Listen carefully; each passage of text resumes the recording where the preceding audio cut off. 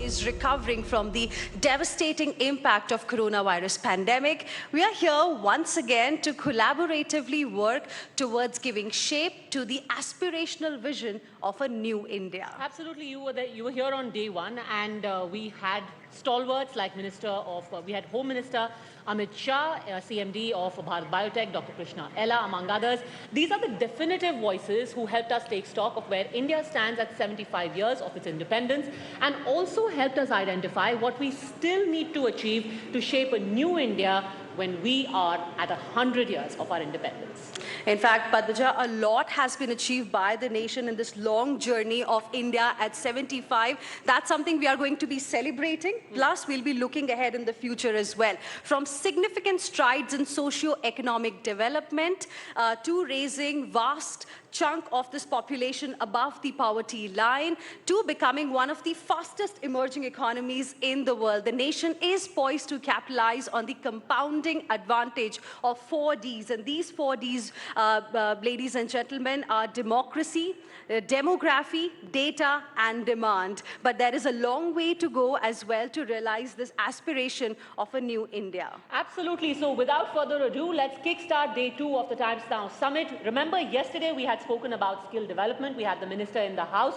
But we also have to focus on the other very important aspect, that of education. So let's get started. We have the minister in the house. Thank you very much, Mr. Dharmendra Pradhan, for having joined us. And to carry the conversation forward, Navika Kumar.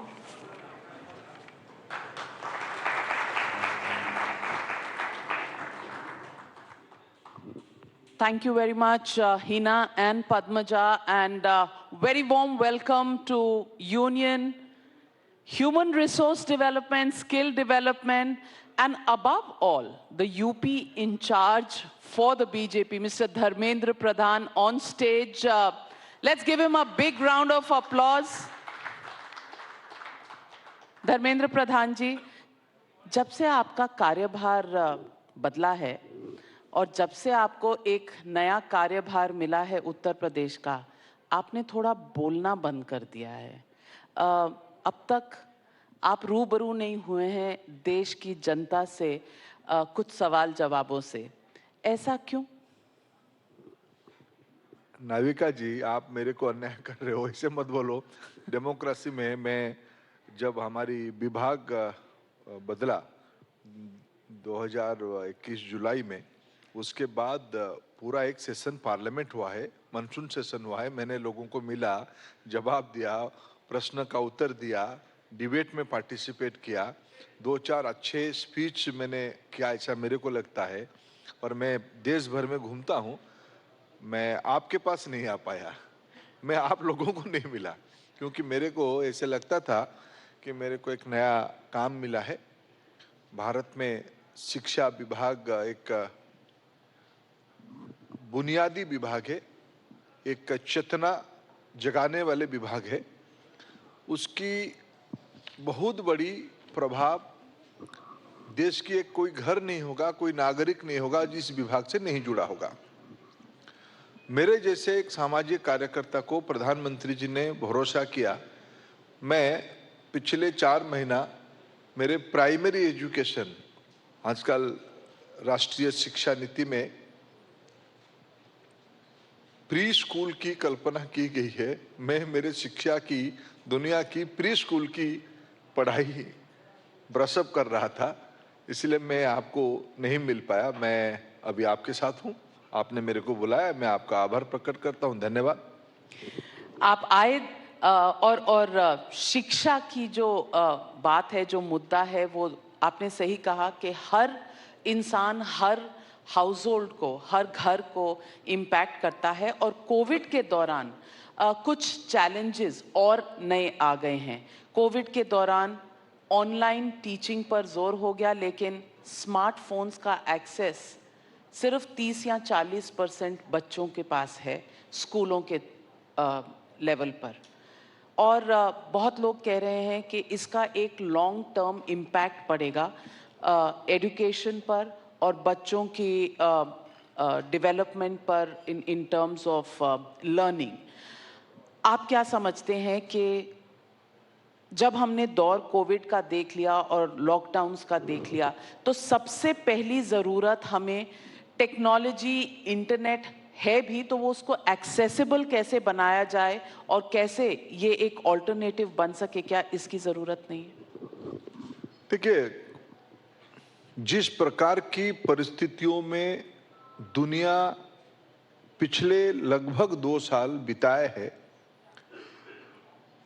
It was unprecedented, अकल्पनीय है। ऐसा किसी ने कभी अपने life के अंदर सोचा नहीं था। ऐसा एक परिस्थिति आएगा कि सालों तक, महीनों तक हम 4 दीवारी के अंदर रहेंगे, लॉकडाउन करना पड़ेगा, कंटेनमेंट जोन में रहना पड़ेगा, स्कूल कॉलेजेस बंद होगा और कई सारे प्रश्न निरंतर बने रहेंगे। ये कभी किसी की कल्पना में नहीं थी और मैं इसको विनम्रता से स्वीकार करता हूं। उसकी जो कुछ सेक्टर को काफी प्रभाव आया, उसमें से शिक्षा एक है। एक पीढ़ी की लर्निंग लॉस हुई है, दुनिया के अंदर हुई है, भारत में भी हुई है, इसमें कोई दो राय नहीं है। इसको मेकओवर करने के लिए, उसको भरपाई करने के लिए शायद हम कुछ सामाजिक नेतृत्व से बातचीत कर रहे हैं, सिविल सोसाइटी ऑर्गेनाइजेशन से बात कर रहे हैं, एक्सपर्ट्स और अथॉरिटी से बातचीत कर रहे हैं। क्या ये पिछले 2 साल की लर्निंग लॉस को कैसे हम आने वाले, कितना जल्दी हो, इसको कोई क्वांटिफाई भी, मैं इस स्थिति में नहीं हूं कि हम कभी 1-2 साल के अंदर उसको हम मेकओवर कर लेंगे, क्योंकि उस विद्यार्थी को पिछले बार ऐसी स्थिति आया, बिना परीक्षा के हमको लगभग देश भर के विद्यार्थियों को 12th की बोर्ड में पास करवाना पड़ा। क्या इसकी लर्निंग लॉस नहीं हुई होगी? क्या हुई होगी, लेकिन स्थिति में हम विवश थे, दुनिया विवश था। इसको फिर आगे जो 12वीं में आ गया, वो कॉलेज में जाएगा तो पढ़ाई अपना करेगा, फिर पुराने पढ़ाई का क्या होगा? इसमें हम लोग कुछ योजना बना ही रहे हैं, दुनिया में कुछ मॉडल डेवलप हो रहा है। मैं मानता हूं भारत उसको मेकओवर कर लेगा, क्योंकि भारत में कुछ डीएनए में कुछ मूलभूत एडवांटेज है। फिर मैं थोड़ा पहले जाऊंगा कि पिछले दिनों में हम उसको संभाला कैसे। मैं 2-3 इकाई को, 2-3 यूनिट को, 2-3 बड़े बड़े जिम्मेवार लोगों को पहले आपके मन से आभार प्रकट करता हूं। एक तो भारत की युवा पीढ़ी, भारत की नौजवान, जिस तेजी से इन्होंने नई पद्धति को अडॉप्ट किया, ये अपने आप में एक केस स्टडी है। प्रधानमंत्री ई विद्या हम भारत सरकार की ओर से चलाए, दीक्षा, स्वयं प्रभा, प्रधानमंत्री ई वाणी, ऐसे कई सारे इनिशिएटिव हमने digital and frequency based learning material बनाए। लगभग सभी राज्यों ने, एक आधा को छोड़ के सभी राज्यों ने अपना कोर्स कंटेंट भी डिजिटल प्लेटफॉर्म पे लाए। टीचर्स ने, भारत की लगभग स्कूली एजुकेशन में 1 करोड़ टीचर है, लगभग टीचरों ने, शिक्षकों ने ये जो नई शिक्षा दान व्यवस्था पे खुद को अडॉप्ट किया। ये भी एक, देखिए, कोई समझाने वाला नहीं था, जितना संभव हो पाया लोगों ने इसमें अडॉप्ट किया। बहुत सारे सामाजिक संगठन, फिलैंथ्रोपिक ऑर्गेनाइजेशन, कॉर्पोरेट हाउस, इन लोगों ने भी कंटेंट डेवलप करने में काफी मदद किया। प्रधानमंत्री ई विद्या एक नई दुनिया बन गई। पहले से भी smart classroom, digital networking, digital board, ये सब शुरू हुई थी, लेकिन ये डिसरप्टिव पीरियड उसको एक्सपीडाइट कराने में, त्वरित कराने में थोड़ा हमको एक नई, ये हो सकता है, ये कॉन्फिडेंस भी दिया है। जो सिल्वर लाइन कहा जाता है कि इस क्राइसिस की सिल्वर लाइन क्या है? सिल्वर लाइन ये है कि हम आने वाले दिनों में देश में 16 लाख स्कूल हैं।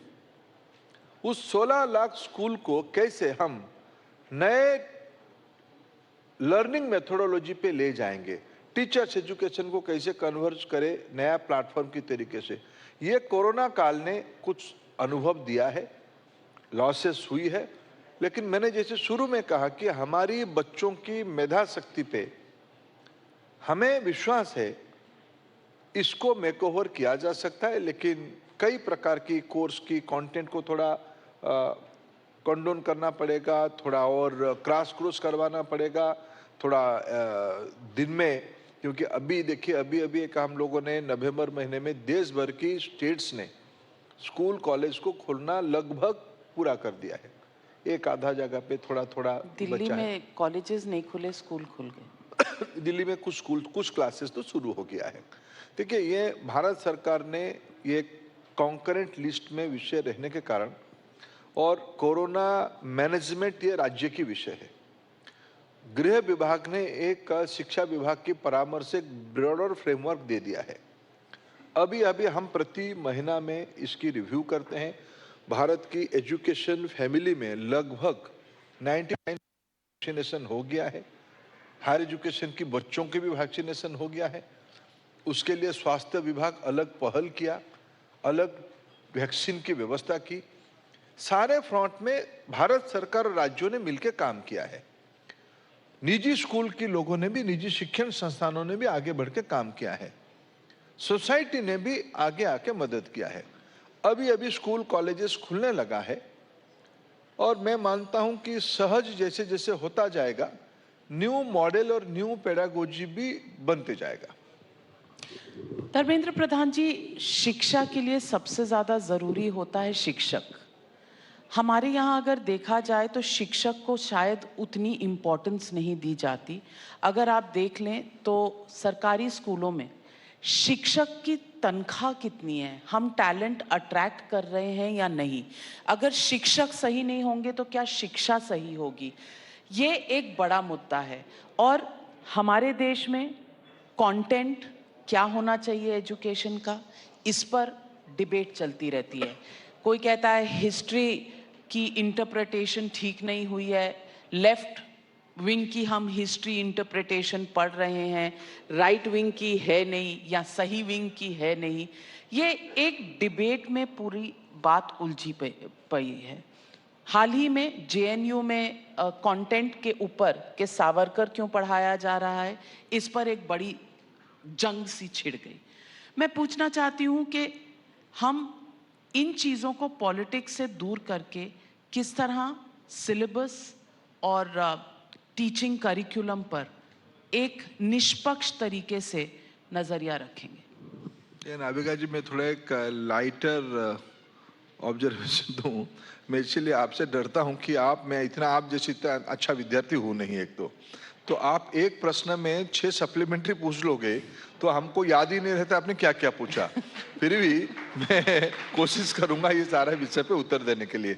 एक तो मैं व्यक्तिगत रूप में कभी नहीं मानता हूं कि एजुकेशन कोई पॉलिटिकल विषय है, कभी नहीं विषय है।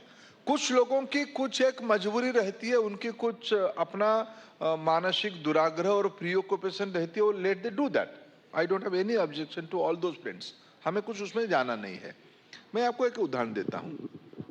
ये डेमोक्रेसी है। अभी इन दिनों में देश की जिस प्रकार की राजनीति है, विशेष करके जिसमें कुछ लोग इसीलिए टीका नहीं लगाए कि ये मोदी का टीका है, ये बीजेपी का टीका है। अभी वो टीका लगाए नहीं लगाए, आपने पूछा कि नहीं पूछा, मैंने तो इन दिनों में देखा नहीं है।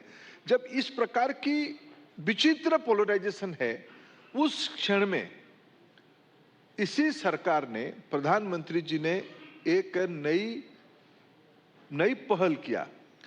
34 साल के बाद अमूमन एक देश, मैं तो मानता हूं 1-1.5 दशक के बाद 15 मैक्सिमम 20 साल के अंदर एक बार टेक्नोलॉजी बदलती है, सोसाइटी की बेसिक कुछ अप्रोच में बदल आती है। ये सोशल प्रोसेस है। हमें शिक्षा नीति को बदलते रहना चाहिए। लेकिन 34 साल के बाद 2020 में राष्ट्रीय शिक्षा नीति आई, NEP 2020 आई। डॉक्टर कस्तूरी रंगन जी की नेतृत्व में एक बहुत बड़ा विमर्श के बाद मैंने जैसे कहा कि मैंने पिछले 3-4 महीने में कुछ बेसिक बातों को समझने का कोशिश किया। संविधान सभा जिस प्रकार के व्यापक विमर्श करके वाइडर कंसल्टेंसी की आधार पे बनी है, तब आज इतना प्रासंगिक है। संविधान सर्वोपरि इसीलिए हम कहते हैं। वैसे ही इस बार की राष्ट्रीय शिक्षा नीति सारे वैचारिक बाउंड्री को तोड़ते हुए, सारे प्री ऑक्यूपेशन को तोड़ते हुए नियर यूनानिमिटी, 100% यूनानिमिटी के साथ एक मसौदा तैयार हुआ है 21वीं सदी को तैयार करने के लिए। इसलिए मैं उसको, अगर पॉलिटिकल रहता तो उसमें आज वितर्क होता, विवाद होता। किसी की भी बात नहीं है कि विश्व बदल रहा है। 21वीं सदी के हम 2 दशक पार कर चुके हैं। भारत के कई सारे नेचुरल एडवांटेज हैं, उसमें से नॉलेज भारत की ही पूंजी है। 21वीं सदी विश्व के सारे विद्वान कहते हैं, सारे अथॉरिटी कहते हैं 21st century will be the century of knowledge economy. ज्ञान आधारित अर्थनीति, ज्ञान आधारित रोजगार, ज्ञान आधारित समाज व्यवस्था होगी। उसमें भारत ने खुद को तैयार किया है एनईपी को फ्रेमवर्क में ले आके, इसलिए मैं कोई इसको पॉलिटिकल विषय नहीं मानता हूं। दूसरी, इसके क्रियान्वयन और कुछ जो बुनियादी अबनॉर्मलिटी है। मैं आपको कल भारत सरकार की कैबिनेट ने एक निर्णय किया, आप उसको पॉलिटिक्स करोगे या आप उसको क्या कहोगे आप तय करो, मैं आपकी जजमेंट में छोड़ दूंगा। कल जनजाति गौरव दिवस, बिरसा मुंडा जी की जन्मदिन को 15 नवंबर, आने वाले दिनों में हर एक साल की 15 नवंबर जनजाति गौरव दिवस मनाया जाएगा। मैं आपको एक विषय के साथ याद दिलाता हूं। सिर्फ विश्व आज चिंतित है पर्यावरण को लेके। विश्व की पर्यावरण तब ठीक होगा अगर जंगल रहेंगे, जंगल बढ़ेंगे, नए जंगल बनेंगे। आखिर पिछले कई सेंचुरी तक जंगल को बचाया कौन? भारत में जंगल को कौन बचाया? भारत की संस्कृति, भारत की अस्मिता, भारत की परंपरा को बचाया कौन? अभी कोरोना के काल में मैं किसी एक बड़े कॉरपोरेट हाउस की व्यक्ति को, भारत की मूल की व्यक्ति को मैंने पूछा कि आपकी इन दिनों में कैसे आपने समय गुजारा। उन्होंने कहा कि मेरा ब्रंच शुरू होता था एक इतना बड़ा हल्दी की गोले से। आखिर हल्दी क्यों खाना पड़ा उनको? कहीं ना कहीं तो इसकी मेडिसिनल वैल्यू को ध्यान में रखते हुए ना, ये वनौषधि, ये जो बायोडाइवर्सिटी बचाया कौन? अगर मेरे प्रधानमंत्री, मेरे सरकार आज ये कहेंगे कि मैं 2021 से आगे बिरसा भगवान, जिन्होंने आजादी की बहुत लड़ाई लड़ी, ना केवल बिरसा भगवान के लिए नहीं, समूचा वनवासी, जनजाति, आदिवासी को स्वीकृति देने के लिए, क्या हमने उनके प्रति न्याय किया था आजादी के उपरांत? अगर मैं इस प्रकार की कोर्स करेक्शन करूं, नहीं करनी चाहिए? उसको लेकर अभिमान नहीं करनी चाहिए? क्या आलूरी सीताराम राजू की वीर गाथा को नहीं पढ़नी चाहिए? क्या हम निर्मल मुंडा की बातों को नहीं पढ़नी चाहिए? शहीद लक्ष्मण नायक जो महीनों तक अंग्रेजों को एक उड़ीसा के कोई जिले में आने नहीं दिया, इस पे गौरव नहीं करनी चाहिए? क्या मानगढ़ की गोविंद गुरु को अगर वहां की 3-4 प्रांतों की आदिवासी भील समाज पूछती है, इस पे शिक्षा की पाठ्यक्रम में नहीं लानी चाहिए? क्या उसको संशोधन करे या ना करे? एक तरफ। दूसरी तरफ आपके पास जो मोबाइल है, मैं मानता हूं कि नाविका जी शायद इसमें जितने ऐप है सारे को आप यूज नहीं करते होंगे। आपकी बेटा करता होगा, नहीं तो आपकी उनसे जो छोटा पीढ़ी के आपके परिवार में कोई व्यक्ति को वो जानता होगा, आप नहीं जानते होंगे। सारे ऐप 5-10 आप जानते होंगे, सारे को नहीं जानते। इट मीन्स आप कल्पना करो कि आपके हाथ में जो इक्विपमेंट है उसके अंदर कितनी टेक्नोलॉजी आ चुकी है। मैं 2 दिन पहले प्रयागराज था, वहां की यूनिवर्सिटी की कन्वोकेशन में गया था। कुछ प्रबुद्ध नागरिकों को मिला, चाय पे मिलने गया था, तो उन्होंने कुछ विषय में हम चर्चा कर रहे थे। अचानक उन्होंने रुक के कहा कि साहब, मैंने उनको पूछा दीपावली कैसे गया इलाहाबाद में, प्रयागराज में। उन्होंने कहा कि हम इस बार कोरोना के कारण कई सारा चीज हमको दीपावली का खुद करना पड़ा। जब हम बाजार में गए, एक नया चीज दिखे। वो क्या? उन्होंने कहा कि हमारे वहां हमने मार किया, वो जुडिशियरी के थे, बड़े आदमी, कभी जाने का मौका नहीं था, दीपावली में गए नीचे बाजार में, कि कई सारे छोटे लोग, यानी रेडी पटरी में बैठने वाले लोग अपने लेन देन डिजिटली कर रहे हैं। वॉलेट, हमारे ऑफिस के बाहर जो चाय मिलती है टपरी पर, वो पेटीएम से पैसे लेता है तो या ये बदल, डिजिटल से, इसको भी यूपीआई से पैसे लेता है। आज शिक्षा में इस विषय में किसी की असहमति है। लेकिन हम स्किल के लिए अगर हम डिजिटल लिटरेसी बढ़ाए, IR 4.0, 5G, artificial intelligence, augmented reality, virtual reality. आपकी नाविका जी, जब आपने कैरियर शुरू किया 30 साल पहले, उस समय की जर्नलिज्म की जो स्किल्स था, जो टेक्नोलॉजिकल स्किल था, कैमरामैन, आपकी न्यूज भेजने की तरीके, आज मैं तो इकोनॉमिक टाइम्स में थी, हॉट प्रेस पे हमारा पेपर छपता था। ये आज हमको अपने भारत की नई पीढ़ी को सिखानी है। मैं नहीं मानता हूं उसमें से कोई असहमति किसी के अंदर है, हम उसमें पूरा सहमत हैं। ये सब करते हुए कुछ लोगों के मन में है, ये मोदी जी ऐसे सारा विषय अच्छे अच्छे चीज क्यों कर रहे हैं, उनकी थोड़ा असहमति है। मैं उनको क्या लेकिन आप एक सवाल से बच रहे हैं और मैं भूल गया बहुत सेफ खेल रहे हैं। मैंने सवाल बहुत सीधा पूछा था कि जेएनयू में काउंटर टेररिज्म के कोर्स पर ना मैं उसका उत्तर देना चाहूंगा, सच में भूल गया उसमें था। ये कहा गया है कि the परवर्स interpretation of Quran has resulted in the rapid proliferation of जिहादी cultist violence that glorifies death by terror in suicidal and homicidal variants। तो लोग ये कहते हैं कि आपने एक पूरे रिलीजन पर उंगली उठाई है। देखिए नाबिका जी, मैं बड़ा विनम्रता से एक विषय को आपसे चर्चा करना चाहूंगा। दुनिया में आज जैसे हम क्लाइमेट को लेकर चिंतित है, विश्व की अनेक देश आतंकवाद, उग्रवाद और हिंसा को लेकर उतने ही चिंतित है। सारे समाजशास्त्री, सारे राजनीतिज्ञ, सारे राष्ट्र नीति में विश्वास रखने वाले, समझने वाले लोग एक विषय पे कह रहे हैं, जो नया उग्रवाद दुनिया में दिख रहा है उसके एक बड़ा हथियार टेक्नोलॉजी हो चुका है, साइबर बेस्ड क्राइम। अभी हम दुनिया में कई चीज को अनुभव कर रहे हैं, हमारी कल्पना में नहीं थी ये सारा चीज। जैसे जैसे टेक्नोलॉजी आगे गया है, टेक्नोलॉजी की एक नकारात्मक दिशा भी बढ़ते गया। उतना ही तो किया जेएनयू ने, मैंने थोड़ा इनको समझने का कोशिश किया। मैंने इंटरप्रिटेशन डेमोक्रेसी में सबकी स्वतंत्रता है, कैसे कैसे करे। जेएनयू ने एक इंजीनियरिंग कोर्स शुरू किया जिसमें साइबर क्राइम के बारे में एक कोर्स कैरिकुलम बनाया। उसके बैकग्राउंड नोट बनाते हुए दुनिया में साइबर क्राइम, साइबर टेररिज्म, ये एटॉमिक बॉम्ब से ज्यादा खतरनाक है साइबर टेररिज्म। ये दुनिया के सारे सिक्योरिटी एक्सपर्ट कह रहे हैं। उसको अगर जेएनयू की कैरिकुलम में पढ़ाया तो क्या गलती हुई, बताइए मेरे को। मैं ऑडियंस से पूछती हूँ, जवाब मिला मेरे सवाल का? नहीं मिला।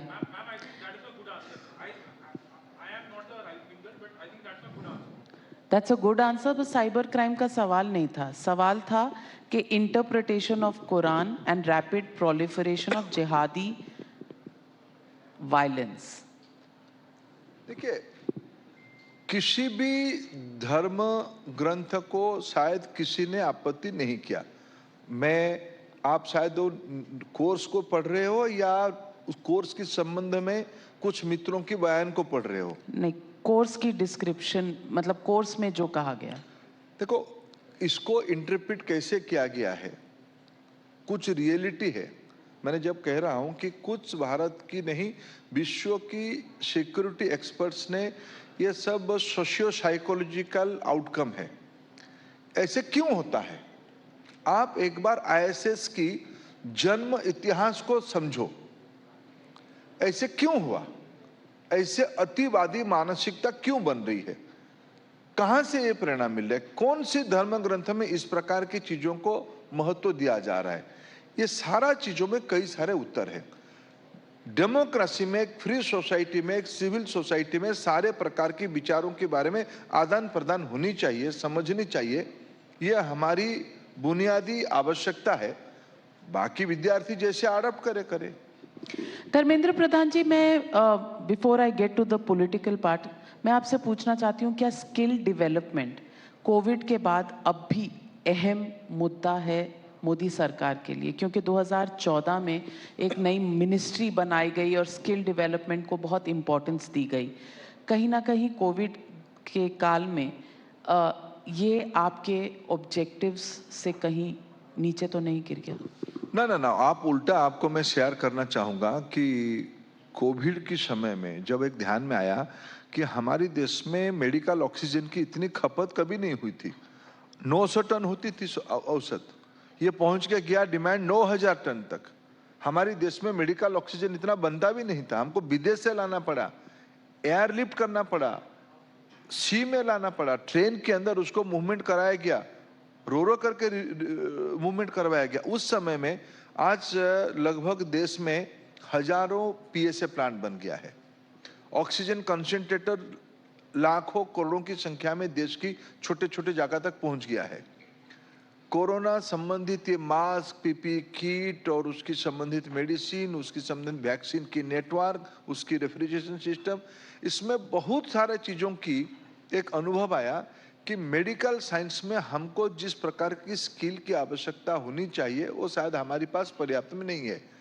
ऑक्सीजन गाड़ियों को ले जाने के लिए ड्राइवर की भी स्पेशल स्किल होनी चाहिए। मिनिस्ट्री ऑफ स्किल डेवलपमेंट उस आवश्यकता को ध्यान में रखते हुए लाखों की संख्या में नई स्किल मैनपावर बन जाए, इसीलिए तुरंत ट्रेनिंग शुरू किया, ट्रेनिंग कंप्लीट कर दिया गया है। ये लोग सब जॉब तक पहुंच गए हैं, सारे हॉस्पिटल्स में लोग मैंड हैं या पुराने उन लोगों को अपस्किल कर दिया गया है। मैं मानता हूं स्किल मिनिस्ट्री की रिलेवेंस और उनकी जवाबदेही कोरोना के समय में उन्होंने पूरा किया है। धर्मेंद्र प्रधान जी, अब आते हैं उत्तर प्रदेश। आप प्रभारी हैं उत्तर प्रदेश के। सबसे पहले तो ये अखिलेश यादव जी को अब जिन्ना और सरदार पटेल में कोई खास फर्क नहीं नजर आता और इस मुद्दे को बीजेपी ने बिल्कुल उठा लिया है और लोग ये कहते हैं कि लॉ एंड ऑर्डर डेवलपमेंट की बात हमेशा चुनाव से पहले होती है भाजपा से, लेकिन चुनाव आते आते तक इशू पहुंच जाता है पोलराइजेशन पे और किसी ना किसी तरीके से वही फॉर्मूला होता है हर इलेक्शन का। तो इस बार का चुनाव भी क्या जिन्ना वर्सेस सरदार पटेल यानी हिंदू वर्सेस मुस्लिम पर होगा? नाभिका जी, आप गलत जगह पे प्रश्न पूछ रहे हो। हमारी चुनावी मुद्दा क्या है? हम ये कह रहे हैं कि पिछले 7.5 साल में माननीय मोदी जी के नेतृत्व में दिल्ली में हमारी व्यवस्था है, हम सेवा में लगे हैं। पिछले लगभग 4.5 साल, 5 साल थोड़े महीने में हो जाएगा, योगी जी के नेतृत्व में यूपी में हम सेवा में है। हमारी आजन्ना में गरीबों की घर है, हमारी आजन्ना में गरीबों के लिए शौचालय है, हमारी आजन्ना में गरीबों की रोजगार है, हमारी आजन्ना में छोटे किसानों की किसान सम्मान निधि के माध्यम में एम्पावरमेंट है, हमारी आजन्ना में महिला सशक्तिकरण है, हमारी आजन्ना में समाज की वंचित वर्गों की अर्थनैतिक सशक्तिकरण है, हमारी आजन्ना में गरीब बहनों की आंखों से धुआं से मुक्त दिला के उनको स्वस्थ जिंदगी देना, ये सब हमारी एजेंडा में है। हमारी एजेंडा में डिफेंस कॉरिडोर है, हमारी एजेंडा में यूपी की विकास के लिए लॉ एंड ऑर्डर ठीक होगा तो निवेश आएगा, ये हमारी एजेंडा में है। हम तो अपने की हुई कामों को जनता तक पहुंचाने के काम पे लगे हैं। हमने तो ये पाप नहीं किया, ये गलत बात नहीं कहा कि जिन्ना और सरदार पटेल एक है। आप गलत जगह पे पूछ रहे हो। कौन उसको पोलराइजेशन करना चाहता है? जिन्होंने कभी जिंदगी में पीढ़ी दर पीढ़ी एक एक परिवार से जिन लोगों ने देश और उत्तर प्रदेश जैसे बड़े राज्यों को शासन करने के लिए जिम्मेवारी लिया, अभी जनता उनको कंपैरिजन करके पूछ रहा है ऐसे क्यों हो रहा है? क्या कारण है कि मोदी जी ये सारे अर्थनीतिक चुनौती के बाद देश की 80% जनता को, उत्तर प्रदेश की 80% जनता को लगभग 1.5 साल तक पीडीएस सिस्टम पे जो सस्ते अनाज मिल रहा था 2 रुपया में, 1 रुपया में, इसके ऊपर मुफ्त में प्रति व्यक्ति 5 किलो गेहूं और चावल, अभी तो उत्तर प्रदेश सरकार ने फिर होली तक खाने की तेल नमक दाल के साथ, हम तो उसमें विश्वास करते हैं। हम तो उसमें से, मैं कुछ दिन तक पेट्रोलियम विभाग के काम पे था। उत्तर प्रदेश में अगर सबसे किसी वर्ग को प्रधानमंत्री उज्ज्वला में गरीब बहनों को एलपीजी की गैस सिलेंडर मिली है, उसमें सबसे ज्यादा माइनॉरिटी बहनों को मिली है। सबसे ज्यादा समाज के वंचित वर्गों को मिली।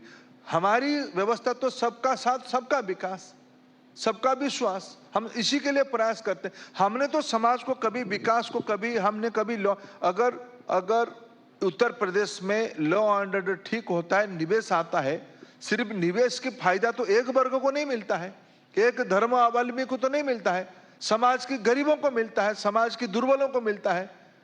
मेरा व्यवस्था तो सबके लिए है। जिन लोगों ने चंद लोगों के लिए व्यवस्था करके उनको गुमराह करके डर भय पैदा करा के शासन कर रहे थे, उनको अभी जिन्ना जी याद आ रहे हैं।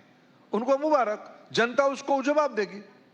सलमान खुर्शीद ने अपने किताब में कहा है, और वो कहते हैं कि Hindutva by all standards a political version is similar to the jihadi representation of groups like ISIS and Boko Haram.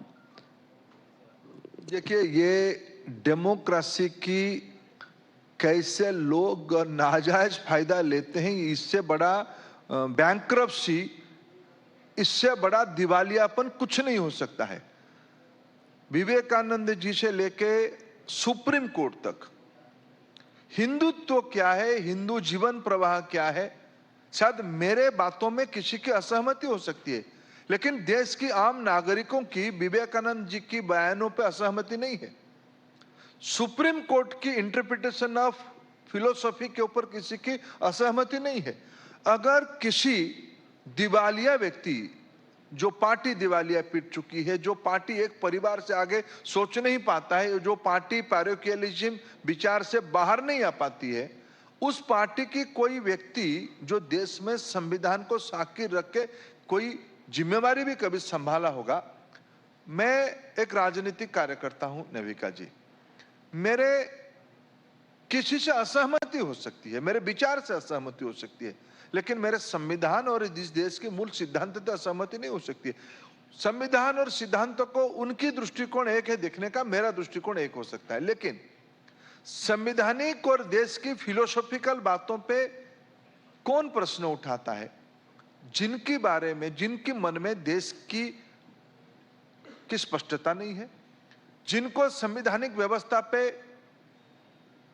मान्यवर तो एक बड़े वकील हैं ऐसे कहा जाता है, लॉ मिनिस्टर भी रह चुके हैं, लॉ मिनिस्टर भी रहे, क्या वो सुप्रीम कोर्ट की बातों को अमान्य करते हैं? क्या वो स्वामी विवेकानंद जी को डिसएग्री करते हैं? क्या चाहते हैं? आपको इतनी लालच पड़ी, जाओ गरीबों की सेवा करो। मैंने कहा ना, आपने पीढ़ी दर पीढ़ी इस देश की जनता ने आपकी पार्टी को, आपकी सामंतशाही परिवार को, जिसके हिस्से आप भी हो, आपको दशकों तक जिम्मेवारी दिया। प्रजातंत्र की बातों को स्वीकार करो। आपको अगर नहीं दिया तो आपको विपक्ष की सकारात्मक भूमिका, हमें आलोचना करो, हमारी कमियों को उजागर करो, संसदीय प्रणाली में उजागर करो। लेकिन अगर आप कहोगे आईएसएस और Boko Haram is equal to Hinduism, Hindutva, तो मैं इससे बड़ा दिवालियापन, मैं उससे और अच्छा शब्द लगाऊंगा तो शायद उनकी महत्व बढ़ेगी। बैंकरप्ट, दिवालिया, सामंतशाही और अंधे लोगों को कोई उत्तर नहीं दिया जा सकता है। एक बंगाल में हमारे, मैं पूर्व भारत से आता हूं, तो एक कहावत है, शायद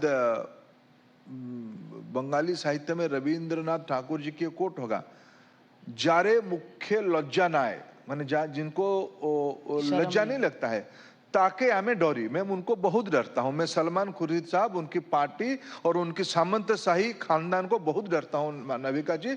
मैं उस डर आपके सामने प्रकट कर रहा हूं, जिनके मुंह में those were shameless, how to answer them, how to convince them, I don't have any answer. Well, you've answered without answering. I know it's time to wrap up this session, but I want to ask you, Uttar Pradesh के प्रभारी हैं आप, कितनी सीटें आएंगी? उत्तर प्रदेश की जनता पे हमें पूरा भरोसा है। उत्तर प्रदेश की जनता देश की लोकप्रिय जननेता माननीय प्रधानमंत्री और वहां की लोकप्रिय मुख्यमंत्री योगी आदित्यनाथ जी पे और भारतीय जनता पार्टी एनडीए पे पूरा विश्वास रखे हैं। जितना उम्मीद पंडितों को 2014 में नहीं था, यूपी के आशीर्वाद मोदी जी को मिला।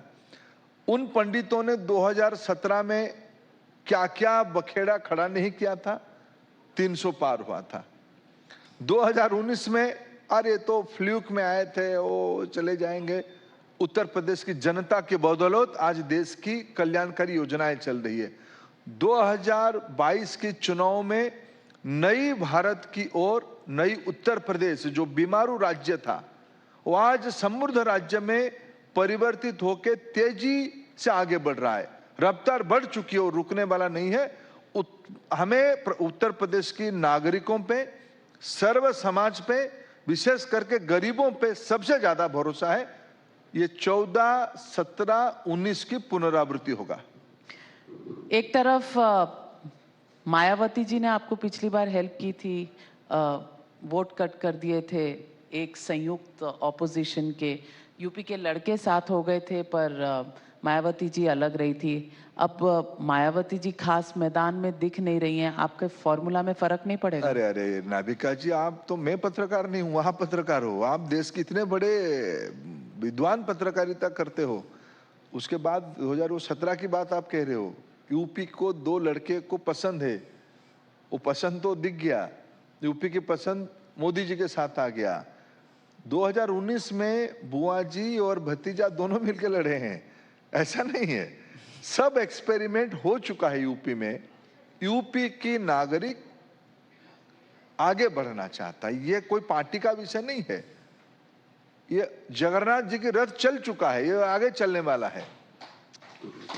ओवैसी जी आने वाले हैं एकदम इसके बाद स्टेज पर, और ओवैसी जी जोड़ रहे हैं बहुत से लोगों को, अंसारी जी से लेके राजभर जी को अपने साथ जोड़ रहे हैं। फर्क पड़ेगा आपको?